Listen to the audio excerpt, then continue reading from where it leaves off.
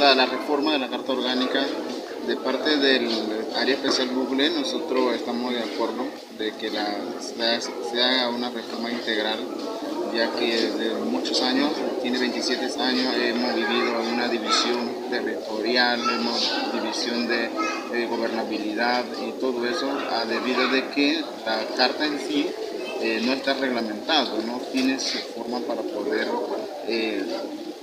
hacer una ejecución de reglamento, pues, dentro de nuestra región.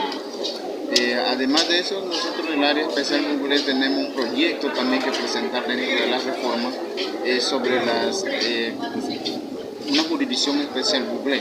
que contempla por lo menos que nosotros podamos también tener la libre expresión, decisión, siempre y cuando bajo el marco de la Ley 10. El tema del Mes Internacional de los Pueblos Indígenas Cacique, ¿cómo se ha celebrado en los distritos de Pledecha, en área Bucle, las manifestaciones culturales del 9 de agosto, en este caso el Mes Internacional de los Pueblos Indígenas? Casualmente nosotros estuvimos la semana pasada celebrando el Día Internacional de los Pueblos Indígenas en la comunidad de Chucará,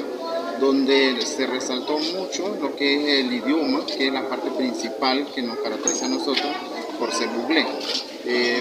Probablemente en nuestro distrito hay dos etnias, hay Inove y Bugle. Entonces cada uno de nosotros nos independizamos por nuestra lengua, nuestro idioma nativo,